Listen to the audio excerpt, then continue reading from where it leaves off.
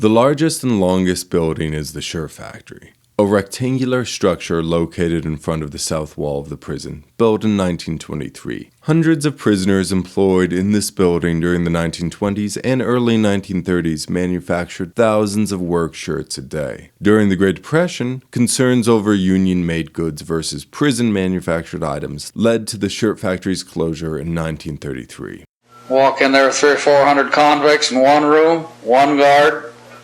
Really? You don't know what could happen. Ain't nothing you could do. Just sit there and watch. There was absolutely nothing between you and that wall. And it's spooky. You got all kinds of people in there and you don't know what's going to happen anytime and no place to go. And it was one of the breathing spots. A lot of trouble started in here. What hours of the day were the convicts in the loafing room? All day long, unless they was working in the fall or summer, whenever there was crops in here to be cleaned up and then sent up to the cannery up there. Then they wasn't in the loafing room. Today, the east side of this building serves as an event space featuring historical vehicles, including the Mercy Train, one of the 48 boxcars gifted to the United States in gratitude for its support after World War II. At the center of this building, a wooden ramp leads to the prison's laundry facility. Constructed during World War II in 1943, this industrial space handles washing needs for prisoners as well as for service members at both Gowan Field and Mountain Home Air Base. At the back of the laundry, communal showers accommodated the prisoners. On the far end of this building, a cement ramp and staircase leads to the J. Curtis Earl Memorial Exhibit of Arms and Armaments. During the prison's operation, this area served various purposes, including as a cobbler and tailor shop.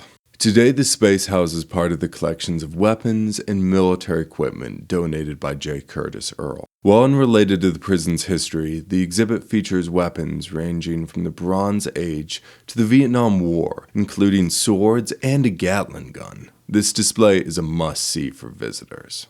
Labor evolved dramatically throughout the prison's history. Early sentences included hard labor, where convicts were expected to work as part of their penitence. Initially, the prison struggled to provide secure jobs that did not risk escape.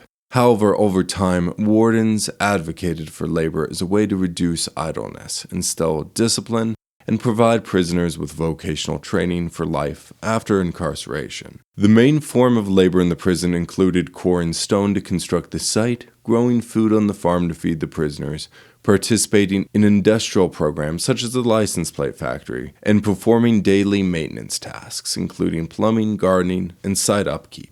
While work occupied much of the prisoner's day, free time offered opportunities for hobby crafts, card games, and participation in sports. As early as 1878, wardens permitted boxing within the prison, but in 1891, public outcry following reports of prize fighting led to its ban for the next 36 years. Baseball was introduced to the site in 1897. Throughout the prison's history, the prison team, named the Outlaws, were permitted to play outside teams and even traveled to local parks to compete. Participation was open to all prisoners, though bad behavior could result in revoked privileges. James Whitaker, an 11-year-old boy, received a sentence for manslaughter. Encouraged by his mentor and cellmate Barney O'Neill, James joined the baseball team.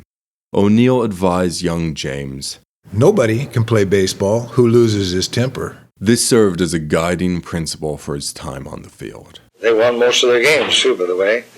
And I went to them. I like to go and root for them. And they kind of like that the old warden was standing over on the sideline rooting. "Come on there, Pepper Rice, slide! Get in there, man."